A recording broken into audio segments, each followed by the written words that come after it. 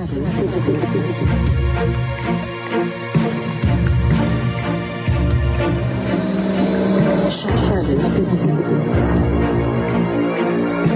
this always happens when we have a consolidation of power, right? It's the way this realm has always functioned for forever. And so we are doing our very best to create a new protocol, a new infrastructure that will defy that and will allow for. That's why decentralization is the new paradigm. It is revolutionary. It's something we've never really had before, at least not till maybe back in like the times of Lemuria or something, if you want to get really.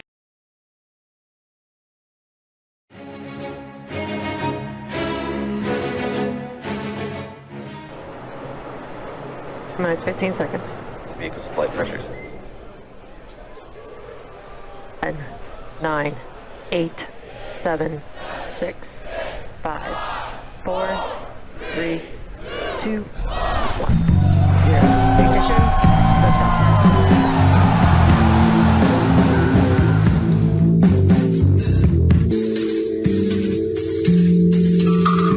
Hello and welcome, independent researchers, skeptics, and all of humankind, the Shadow Citizen.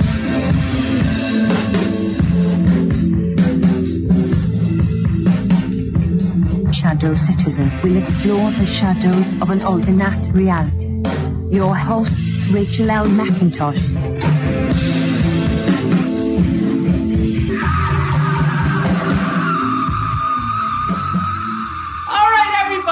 Thank you for coming back to Shadow Citizen. We're here this week with two people that I saw on another YouTube channel, and it's Mike Winner from Alfa Vedic, and we've got Jason Crow. They were talking about Qortal. And yes. And I was very, very jazzed when I saw him on that YouTube. So I asked them to come on Shadow Citizen. I was mostly fascinated by the trajectory they took, how they got to Qortal. And we'll end up this interview talking about Qortal, which is what Jason told me is his plan for the new infrastructure for the entire internet, right? Am I right? Yes, that's correct. It's an infrastructure platform based on blockchain technology, but it utilizes the technology in a different fashion to provide something that follows the original concepts of Bitcoin, where every individual user is actually meant to run the network. But yes, it's supposed to be an infrastructure platform for the future internet. Yeah. Right on. And I was so inspired by your being inspired that I wanted to bring you, just showcase you to everybody. Now, Mike Winner, yeah. I was inspired by your saying that you were a DJ. Oh yeah, I still am a DJ. Oh yeah. I'll be a DJ for life. And actually, Jason's seen me at work at we did a festival. So I've been an underground house DJ for going on 20 years. Started doing it in Santa Barbara at UC Santa Barbara when I was a freshman in college in 1996, 97. So I've been going on it. God, I'm old. For me, DJing will always be a lifelong passion. It's something I do to kind of release a lot of stress and pressure in my life, get on the decks, and obviously a little more difficult in the days of COVID right now. But I've been a DJ forever, throwing underground parties. Like we used to do, break into warehouses and throw raves. Oh, I remember those days. Yeah. To the point where we grew as a group and as a crew. I was part of a crew called 12 Monkeys based off the film. And we did, 5,000, 6,000 person underground parties in Oakland and San Francisco. And then that grew into myself starting my own production company and doing all sorts of events for decades. So for me, that's always been at the core of my existence is the DJ culture, the DJ life, the underground kind of festival culture, especially. And from the raves of the 90s up to the consciousness festivals to today, that's played a lot. That's factored a lot into my growth, into my aesthetic and my belief system. Right on.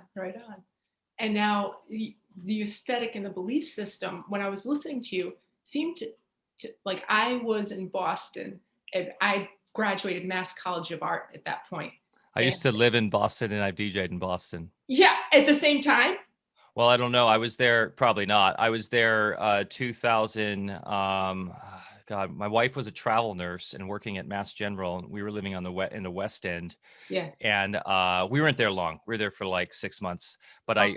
I didn't have to have a job at that time. We were recently married, so I DJ'd in Cambridge, right where Harvard is, right? Yeah. Yeah. And then a bunch of clubs and undergrounds throughout Boston. So I have played in the Boston scene. Nice. Excellent. Ah, it's all coming together now, people. Now, so you were coming out. I was saying I was in Boston, and I emerged kind of on this. You're into this natural remedies and this germ versus terrain theory sort of stuff. I'm like, how did this happen to me too? I mean, is this just our generation is waking up to this stuff, or how do you feel about this? I mean, Oh, that's cool. That's cool that you are into this. I got into that while in college, actually, maybe a little after college with one of my DJ buddies, actually. We met DJing. He had some really dope speakers, and we wanted to rent them for one of our parties. And he became a good friend of mine. And his dad is actually now one of our partner is the founder of Alfa Vedic, Dr. Barre Lando, who is very much known as a bioterrain specialist, 40 years of being a bioterrain specialist, running his own clinics and everything. And he does the podcast with me every week. He's a cool guy Alfacast. too. I like him. Yeah. And Jason knows all about him because he's been interviewed by him. But Barre is awesome. And he's the one who really broke my mind open, 15 years ago, that germs don't make us sick. And that there's no such thing as these little bad guys out there waiting of little vectors of contagion that are trying to come and make us ill. So thanks to him, I really I think you kind of need somebody to come tell you this. I don't know what's your journey, because that was for me, but how did you come across this truth? Oh, well, a little different. While I was in Boston, I was working in my painting studio. I had opened up a 2,000 square foot gallery. It had a recording studio. It was like I was GM, and I was in, wow, I was in the zone, right? And then I got smacked with multiple sclerosis. So now I'm like, oh God. At that point, I was like, I need health insurance. That was my thing. I need health insurance. Yeah. So I moved to Connecticut, got married, ended up working for this defense contractor because, I had an art degree. And I first went to a temp agency. They put me to the defense contractor. By the time I got out of that defense contract, had been in charge of 6 divisions of their marketing communications. And I'm like, I just went to art school. And I was writing press releases that were getting read verbatim on national news as we're going into Iraq. And then I got to the point where I'm too ill. I can't function. So I moved back to Rhode Island because to be close to my family. And at that point, all these different neurologists, every time you go to a neurologist, that you're like a rat, they got other people in the room studying you, like, oh, okay, let's throw in the MRI again. I mean, I was getting 2 MRIs a year, and they were trying wanted to do different medicines on me. Finally, I was just like, what's the point of looking at this MRI of my brain? Looks like I need a different path. Somebody said, well, why don't you try going to this homeopath, this naturopath? So it happened really slow. It wasn't like somebody just said, hey. So I just changed my diet. I changed a lot of things about my life. And now it's to the point where it was a slow progression for me. It wasn't like somebody said, hey, here, but it's like, now you get in that loop, and it started to feel better. My mother was a nurse, and she was like, she didn't believe, she really was ready to cry when she brought me to that homeopath.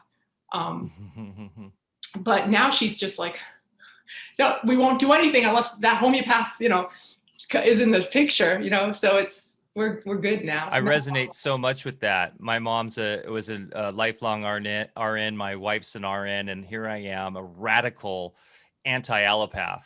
Yeah. And MS is really just another form of toxicity-driven autoimmune issues that come from all of the things that we are facing in in modernity. Yeah. The radiation, the GMOs, the vaccines, and all that. So that's great. And your story is like how most people discovered the fallacies of allopathy and germ theory and all that, is they unfortunately have to get really sick. Yeah. So, well, that's great. That's great to hear. Yeah. I feel like there's a mass awakening happening, and we were talking before the show how we did a event called, actually it's called Music in Sky. Jason was going to come out and even DJ. Jason has a passion for DJing. He's more of a drum and bass guy, right? More of a well, I'm more of a house That's 44 right. Yeah, groovy guy. Yeah. And he's more of into like the bassier sounds, which is great too. I can dig that stuff. Like Bass Nectar, I love.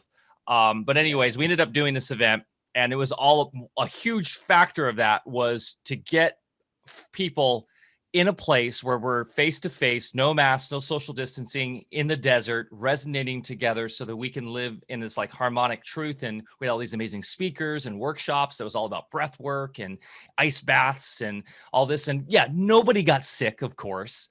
There's 350 people camping for 4 days in last October, and everybody just understood. Everybody there was just like, we're being what humans are supposed to be, which is vital, in-person, energetic beings of love and harmony. And breath is so important. And when you put a mask over it and you dehumanize, you're going to get illness. So they're literally manifesting what they're trying to stop with the masks, which is just mind-boggling to me. But yeah, Music in Sky. Actually, this was the hat from it. Oh, I like the heart in there. Symbol. That's cool. Yeah. And so we converted that into a summit, and that online summit is called Reunion Summit. And that is all the stuff we shot there. And we'll have panels on top of that. And one of the panels is about Qortal. Well, it's a crypto panel. Jason's in, myself, Lutz from the Pirate Chain, which is a privacy, a wonderful privacy crypto. And then our friend Jason, who has a new coin called ITMO coin, which is actually doing really interesting things with the whole carbon credit concept and inverting it and putting it on top of its head to help small farmers. So that panel, still gotta get that nailed down, Jason. Hopefully next week, I know. get that recorded. So the summit's called Reunion Summit, and if you're interested in finding out more, you can go to reunionsummit.com, like a reunion, like a high school reunion, reunionsummit.com, and sign up there. And it's a free 7-day full solutions-based summit. We have like people like Kelly Brogan, and it's Sayer G, Cal Washington, Lena Poo, Dolores Cahill, Josh Del Sol, and Alfa Vedic and I are putting it on. Josh Del Sol is known for doing the 5G summit with Sayer. And we have just amazing people. Chef Pete Evans from Evolve Network is their network will be hosting all of the video for us to stay away from censors. So it's going to be a really powerful week of really cutting edge, bleeding edge content. So very excited about that, and it'll be another way that we can push Qortal and this huge project that Jason has really put his whole life into. So any way that I can help get Qortal out to the masses, I'll do it. All right. Hey, Jason, now you jump in. Tell us where you started and how you got to now. And I know you already sort of told us about what you're doing with this infrastructure, but what were you doing as a little wee Well, little me is very much like my little son here, who's running around my room right now trying to be quiet, but not really trying to be that quiet. But yeah, so I was always the type where if I get something in my head, it's going to happen, right? And I always also saw, like, when people would tell me certain things, I could see through a lot of the stuff and see at the bottom level and go, this is like a scam, right? Like, so many different things like insurance and all of these other things that have permeated what we have now. It just never made any sense to me. So I was always like, none of these things are making any sense. I want something that makes sense, that's actually open, that's honest, that's transparent, that everyone can use, that everyone can earn together, that everyone can grow together, and to also be able to do all of the things that the internet is going to need, that's using the blockchain to secure it all. Now, how I got here is I've been in IT since I was 16. I got my first tech job when I was 16 by demonstrating I could build a computer and making it work. And so I got that job. And since then, I've always been obsessed with tech. I built my first computer when I was like 11. So I've always been obsessed with all technology things. So I've been really excited about all of that stuff for a long time. Then I got one job with a software development company where one of the developers there mentioned Bitcoin to me. And once that was mentioned, it was over. I saw Bitcoin and I was like, holy crap, this is the first new technology to come out in a really long time. And this is what we need. Like, this is the distributed database that can be verified by everyone, open and honest. Everyone can join. It was great, right? So I started by trying to mine Bitcoin, and of course, realized very quickly that had already progressed to a point where you can't mine Bitcoin on a normal computer, right? Which is a problem. And that is one of the main problems that Qortal is trying to solve, because if you have something that's like that, where you get to a point where you have to buy specialized hardware to mine that, it's no longer by the people for the people. Then it's by the people who can afford a bunch of miners and for the people who they want to sell the coins to. It ends up getting right back to a centralized thing where the people can't contribute anymore. They can't earn in the way that Satoshi designed it. So we needed something that was able to follow those original concepts, because the original concepts were great, but because of really smart people being able to develop things like those miners that can crunch that algorithm really, really fast and keep going forever, that leads back to centralization. So we have to have something that actually is able to run on individual computers. So it took a long time. We've been developing Qortal and the concepts basically since 2013. I had to fill the team together. I had to bring all the people that could actually do this. I had to find developers who not only could do it, but had the right mentality. Because if you didn't have the right mentality, you're not going to really understand what you're building, and you might try to do certain things incorrectly. So it really was coming down to finding the right people who not only could do it, but had the right mentality and would actually make it what it was trying to become. So it was something that took a long time. I was literally a communication bridge for people. Some people, like, who have really high IQs don't get along with others sometimes. So I had to literally bridge communications in a lot of cases, because I am able to get along with people most of the time. So I was able to bridge the communication gap and get a lot of these things directly related to the other developers so that these things could actually get done. Because me, myself, I'm not technically a coder. I write some scripts and I do a lot of things. I can read code a little bit, but I'm not technically a coder. So I'm not writing any of the code myself for the platform.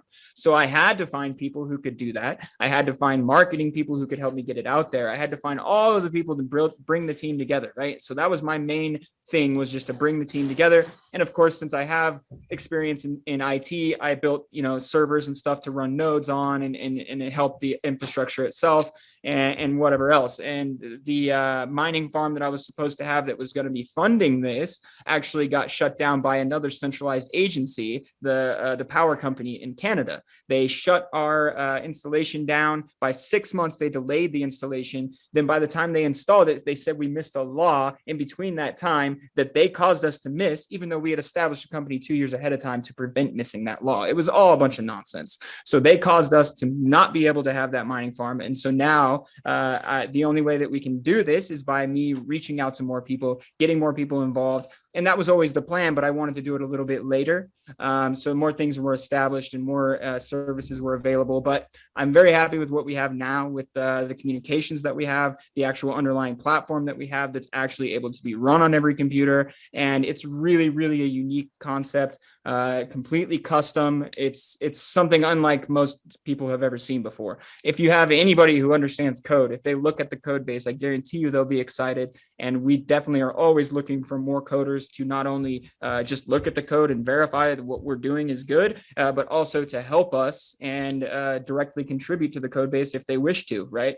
And we're always willing to pay people in court for doing that. So that's one of the main reasons I like to get on these videos and talk about this, is because getting more eyes on the project is always a good thing. Like, that's why it's open source, right? Open source things are always able to be viewed by everyone, which means that anybody, any developer, can find bugs and help fix them. And so anything open source is automatically better than anything that's not open source. Now, the current world, everything is closed source.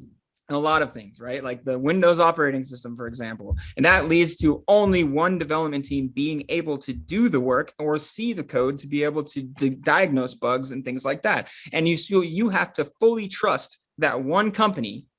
And when we're talking about Microsoft, I'm not so sure about the trust there, but so it's like, I don't understand why people don't really get the concept of open source. They don't think they can make money with it. They don't think that it's going to work out. But ultimately, I've always said that open source stuff is the only way the future will be able to be built, because it needs to be able to be verified by everyone. It needs to be totally open and honest. And that's the only way that can happen. So I know I get off track and there is a dichotomy at play here, because with an open source project like this, you do still need some to get it off the ground and get it going. You need some centralized driving creative force. And Jason has been that glue and that person to really bring this project to fruition. He's the one who's put a lot of his own capital into it, a lot of his own time. He's got a lot of sweat equity in this project. But on the flip side of that, it's like, you also, when you have that centralized control, then what ends up happening is you have patents, you have profit over the greater good, and then you have what ends up happening with board members and the stock market and everything we have today. So we want to wholly avoid all of that. So how do you like meet them both ways? And I feel like Qortal is one of the few projects where, because Jason has really sacrificed so much for this project, as well as other main developers that been involved for years in this project, we have now what we have here, which is a truly decentralized, truly open source project that is well on its way because people have sacrificed for it. And that is the nature of what, like, the great masters have told us, right? The Buddhas, the Yahwehs or Yeshuas, all the great spiritual masters. This is exactly what they talk about. So I feel like Qortal is a living embodiment of that in the new digitized version of that. And I did a talk at this reunion summit about the new holistic economy. It's something I'm really passionate about. And the 5 elements of that are, if I can remember, let me check my notes. Deflationary, decentralized, open source, collaborative, and trustless. And for me, I go into this talk, and this will be featured on the Reunion Summit, why these 5 things are so important for the future economy. And this is related to, like, the gifting economy, if you're familiar with that at all, and basically an open source economy.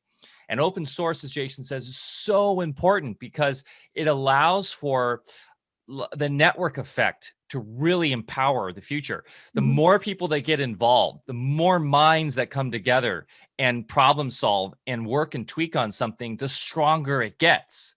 Where in centralization, it's the opposite. So because the more people in a centralized system that get involved, that they basically get put under more and more control of the people at top that are trying to hold on to their control. And those people have to get more employees to handle the influx of people and With this, the more people we get, the easier it'll be in theory. The more people will be able to help each other out. The more people will be able to help development. It's collaborative, right? It's really meant to be run and owned and controlled by everyone, not by one individual company. And that's why even my company has no stake in ownership at all over anything in Qortal. No one owns Qortal. Even though I've put over $1 million, if you include my mining farm that failed, into this project directly myself. And right now I'm sitting here having no money at all because my mining farm got screwed up. But that's not the point. The point is, but that's how it goes. It's how it goes. And I don't care because we're here now. We have what we have. We got it developed. I'm really, really excited that this platform was able to be made real. Because in the beginning, when I was coming up with some of the concepts and other people were coming up with some of them, I thought that some of them might have been too idealistic even for us to make them work, right? But luckily, our development team is absolutely incredible, and they were able to make these super idealistic concepts into something that's real. And of course, everything will continue to grow. Everything will continue to make improvements and have more services available, more things you can do with the platform. But yeah, it just takes more people getting involved, more people seeing what we're trying to do here, both the philosophy and the actual code, seeing that we've made this so that developers can easily jump in because the code base is really pretty and easy to understand.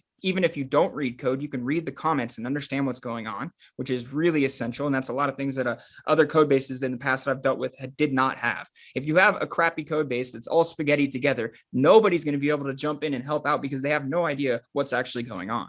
So that was another thing, is it has to be totally available for people to jump in and work on it, right? And so that's what we've tried to make happen. And I think we've done a great job with it. Our API is really easy to use. Even people who've never used an API before can jump in and start using it. The code base is really simple to read through and really clean and really well done, thanks to Kat, our main coder, who did basically the entire thing himself.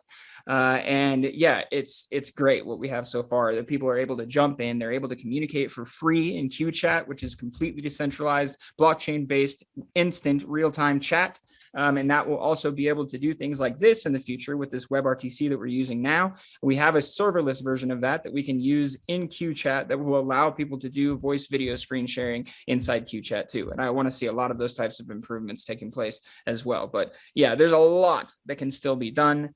So we need to get as many people now as can be, so that we can have a lot of early adopters who love this project and want to help us to continue to grow it.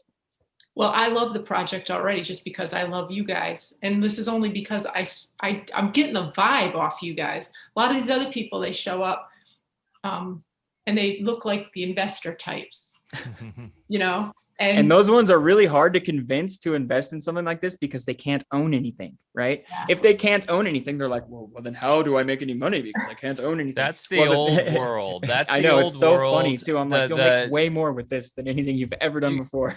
Do you know where the whole thing, wearing a suit and a tie, that's just a physical manifestation of your own slavery? You have a noose tied around your neck, cuff links. No wonder I've never liked suit and tie. Which are your bonds. If you look at the language of wearing a suit, even though I look pretty sharp in a suit, I must say. Right, so do I.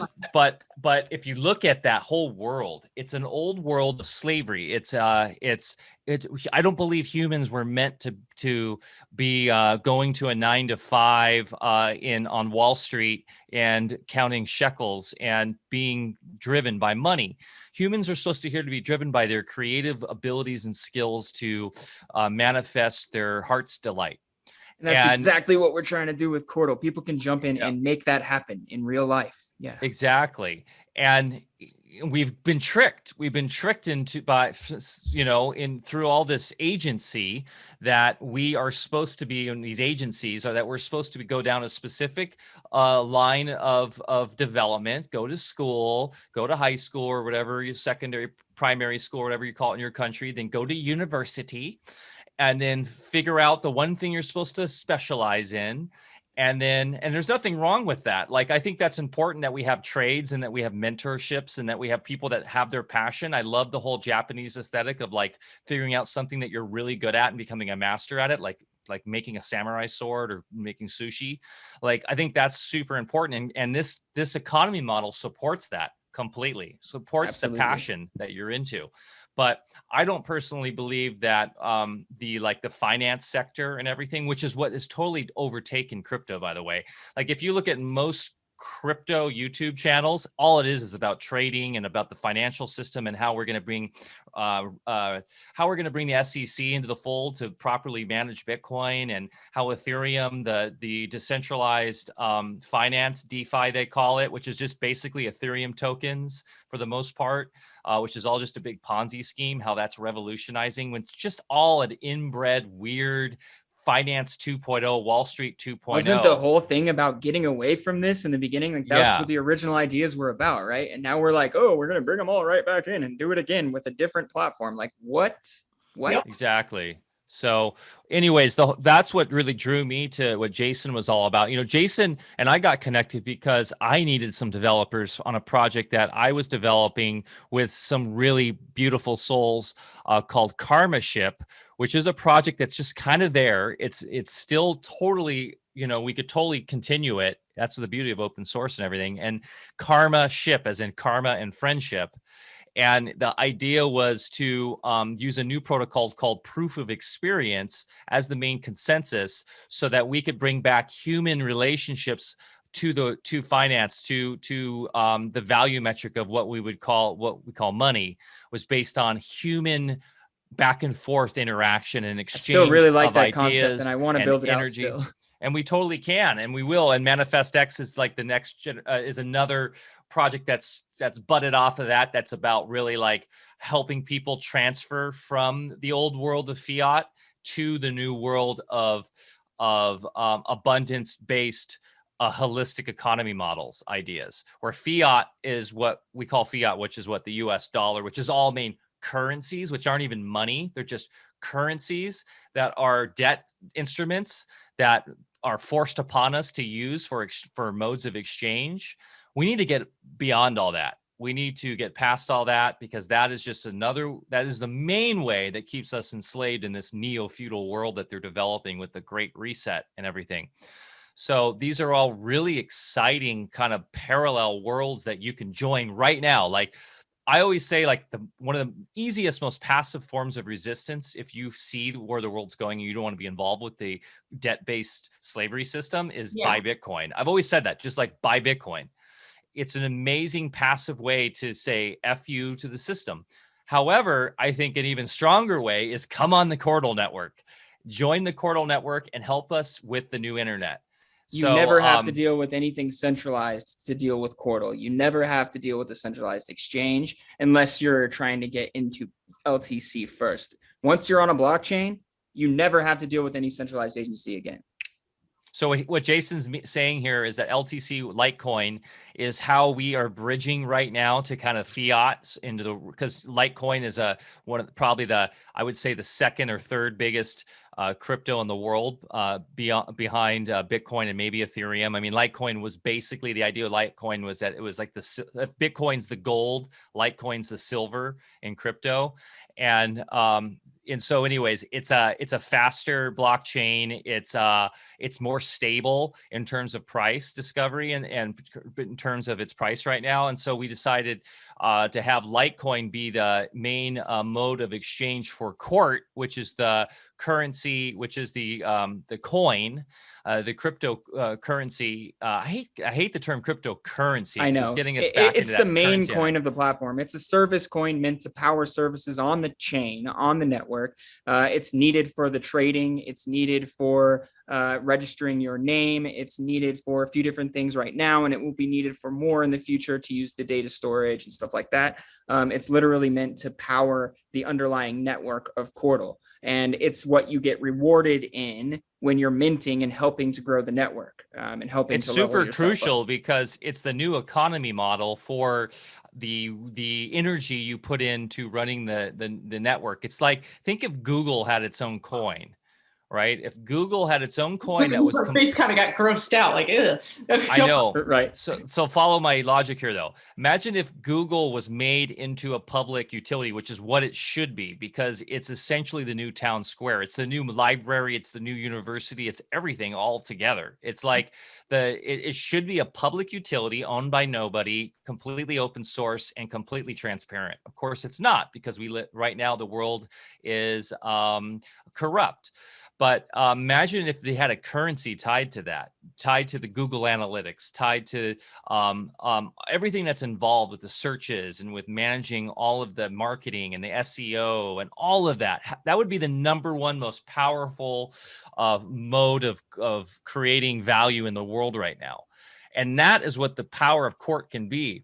Qort as a coin can be the reserve currency, the reserve mode of transference of value in the world, because with the vision of Qortal being the new internet, the new infrastructure, then the coin attached to that to run all the services and do everything. Just imagine that. Imagine that's the kind of the I always say you can think of it as owning a piece of the internet and every company that's built on top of it.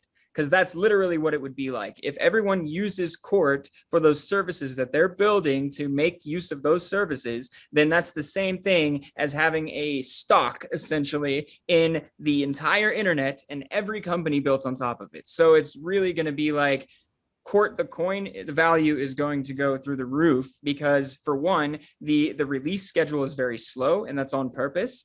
And right now there's only 1.4 million Qort in existence. So even a small influx of capital into the network will obviously increase the price. So, and it's not about that, but that's definitely a side effect from what will happen when more people get involved in the platform. Nice. And the beauty of it is that it is what Google should be. It's just a public service. It's a utility. It's a protocol. Okay. It's owned by nobody, just like the internet is technically owned by nobody, but the access points have been centralized to the internet. Right. So you have internet service providers that everybody has to go through, and cloud-based hosting systems that dominate how everything's done. So we've had this, it always happens where we have a consolidation of power, right? It's the way this realm has always functioned for forever. And so we are doing our very best to create a new protocol, a new infrastructure that will defy that and won't allow for. That's why decentralization is the new paradigm. It is revolutionary. It's something we've never really had before, at least not till maybe back in like the times of Lemuria or something, if you want to get really trippy. So that's why it's so important to have this like minting and all this stuff that allows for the regular Joe to take part in the consensus, is to keep the decentralization, so we don't have big mining farms like we see with Bitcoin where we have centralization. However, that doesn't mean you can't have private enterprise built on top of it.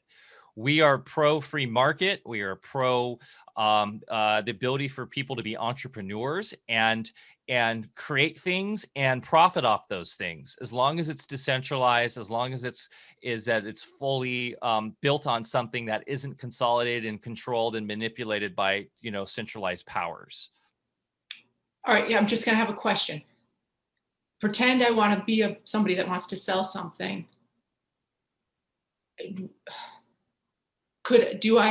Obviously, in your mind, I don't have to be registered with the state, but would the state think that I have to be registered with them if I'm doing business on Qortal?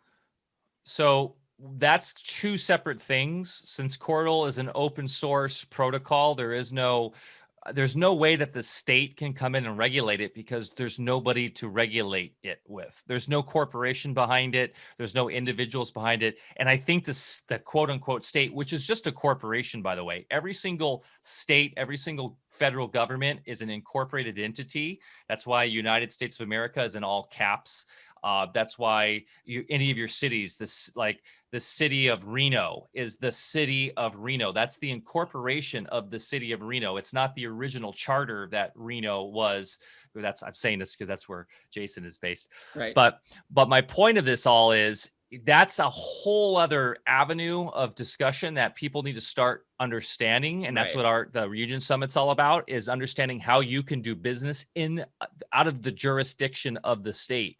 And that's by doing business in the private, doing business contracted with individuals, with men and women, not humans. It gets into a lot of really interesting natural law and common law concepts and stuff. But in terms of what's so powerful about Qortal is that there is no corporation or company behind it. There's no trademarks even. You can choose to do whatever you'd like to do, right? Like if you want to build a company that accepts Qort as payment, and you don't want to register that company and just call yourself a name on the chain and use it and say you're a company, that's fine. Or if you want to register an LLC or whatever and do it the legal way, and then you can run your money through an accounting system, whether you got it as Qort or whatever and converted it into USD, you can then report that and do that. I mean, you can do whatever you'd like to do. The platform is there available for you to use to have that decentralized verification infrastructure and a way for everyone to be able to verify what's going on.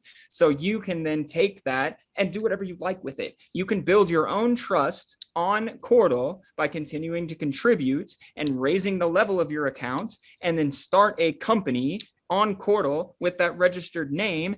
And you have your own trust. You built it on Qortal. People know you, they trust you. They're going to use your service, right?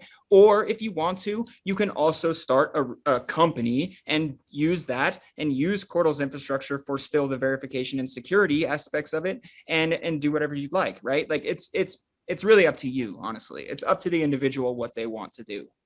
This is awesome. It is tricky because we are operating in the new space, the new realm that the world isn't really set up for yet. Mhm. And so how do we kind of tackle some of these issues? I'm like thinking of one right now, which is something we need to talk about. And this is what's beautiful about an open source communities. We'll have this discussion on QChat eventually, but right now we're using Discord, which is this a community platform that a lot of cryptocurrency projects use. It is centralized, but it's just a great platform. Anybody can jump on and it's like a forum kind of deal. But on there, we should discuss how we can protect, for instance, just the branding of our community project. We need to get an open source branding kind of trademark that is open source. Well, the registering of the name is the trademark. Yeah, but what's it registered under? You're talking it's about registered on the chain. No, no one else can register that name. I'm just talking about like a legality type thing. Yeah, like the logo. If some company comes and trademarks the Qortal logo and then says we can't have our website up anymore, which has happened, right? That happened to some other projects. Well, we have a way to counter that. Eventually, the website will be on the Qortal chain. I've already put the Qortal logo on the Quora chain, so I've already got that handled. Yeah. Yeah. So it's already been proven that we did it before, right? Yeah, so that's the beauty of blockchain, is that everything's time stamped and everything's immutable. So you can always, if there is somebody saying that, oh, I had this first, well, if you are in truth, the blockchain will prove to you that you are in the one on the side of the truth. And that's something that we don't, which is very scary about the digital realm right now with centralized control, is with the 1984 Orwellian kind of memory hole that we have with agencies like Google, which can just literally erase history. Yes. Blockchain is going to be the counter to that in the new digital world that we are entering. Like I know there's a lot of people that want to go back to the 1800s now, like in the truth movement, that are worried about it, but blockchain fixes that worry. We are moving into moving into Aquarius. Aquarius is air. Aquarius, which makes sense with the internet and with digital. It's more etheric. It's more in the flow in that way. It's less grounded in water, which was the old Piscean, the old realm we're leaving, the old paradigm we are leaving. And that's okay. And I actually believe this is going to evolve into us being more psychic and more connected, even on those higher realms. But this is like the initial fire, the caveman fire, to get us there 1,000 years from now. So Qortal is going to be something that our kids and grandkids, it's just like their Google. That's how I'm envisioning it. So exactly. People that are lucky enough to be seeing your show right now, Rachel, are literally, it's like 1995 right now, or 1997. When was Google first kind of like the search engine idea? I forget. I think it was around there. That is right now for the future. Wasn't it Netscape before Google? It was like there were a bunch of them. Yeah. Well, so you had your ISPs, right? But then as far as the search engines go, you had like you had all these different ones. You had I used to have. I forget all the names. I don't remember. What Google was smart about doing is they had really good algorithms, right, that they developed for search, and then they tied in the optimization to Web 2.0, which is how it was the other side of the marketplace, which was the websites doing the keyword optimization so that they can now compete for those search queries in a much more dynamic way than the older search engines were doing. And so good for them. They were able to rise to the top, and that's why it's important to have a market. But there was also a lot of conspiracy behind that. They think that they were involved from the get-go with intel, military, government agencies, and were put there on purpose. And we need to get away from all that. So that's why open source decentralization is the future. And we're not saying Qortal. I know Jason, because it's his project that he's put so much time in with all, with everything he's done. He says this is the future of everything, but obviously we know there's going to be a need for other blockchains. And we will work with other blockchains too. That we just need to make sure that they are also following the same overall concepts, and that they're not trying to get in bed with Google and stuff like that, right? Yeah, exactly. Okay. Well, guys, listen, we've been talking for an hour, and I'm just it goes by quickly, doesn't it? I know, because I'm just sucked in your energy. I think you guys, I very much respect what both of you are doing. I think this is wonderful, and that's why I reached out to you. Please tell people right now how they can get in touch with you if they're interested not only in being a developer or taking part in Qortal, start minting Qort. Yeah, Qortal.org has a lot of useful links across the top, including a link to our Discord server. We can also give you a link for the Telegram channel and Mike's Telegram channel too. So if you're interested in Alfa Vedic, you can get into his community as well. We work hand in hand, so anybody who's in his community is probably going to be part of Qortal and vice versa. So Qortal.org is the current centralized website. We will be hosting our website on top of Qortal when we get our data storage and hosting stuff done in the next stage. That's a little bit down the line, but as well as our entire Git repository. Right, the Git repo, yeah. And eventually we will be able to not even need the internet infrastructure by utilizing mesh networking and some satellites to communicate across the oceans. And we've already figured out how to make all of that happen, but that's going to be down the line once more people understand this and a lot more nodes and people are more nearby, so you can actually connect to them with a mesh network instead. Try to get rid of every centralized aspect. And then beyond that, ready for your minds to be blown? beyond satellites, even if they exist, right, is we will have new quantum technologies that will be instant and be entangled in a new kind of quantum mesh. I know this is beyond what even people talk about, but that's where I see technology going. It will. And so that's why it'll be important to have blockchains and stuff so that we can have a condensed record set in time, because then things get really crazy with quantum entanglement and stuff. So that is the world we're going into, which should be extremely exciting. And why we need open source, transparent decentralization, because this type of technology in the wrong hands, it will be dire for humanity. So we are in the great polarity, the great divergence. Do you want to go transhumanism, big corporate takeover, technocracy, or do you want to go freedom, sovereignty, humanity, man, women, embracing love, divergence? This is Qortal. So follow us here. Do not go this way. Take your damn mask off and wake up before it's too late. You can find our community at Telegram on t.me/Alfa Vedic. And we are proud to be the first podcast. We did a podcast on Qortal last year, it was like a year ago. And then we did a second one. We did with John McAfee popped in. That was wow. Yeah. That was interesting. Yeah. That was what we called Crypto 3.0 for Dummies.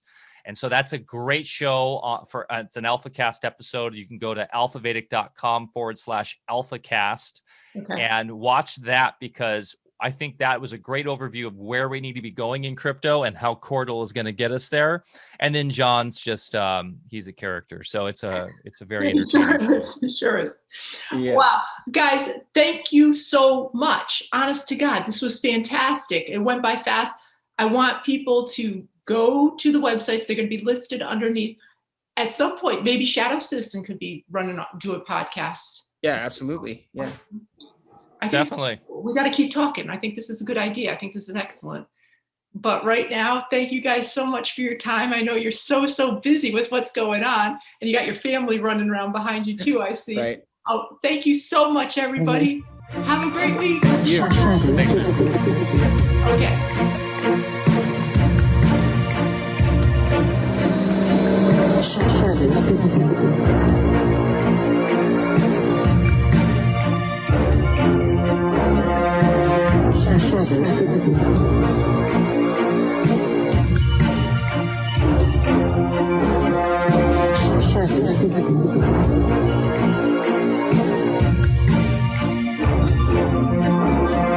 Shadow Citizen with Rachel L. McIntosh and Rob O'Sell. News and information.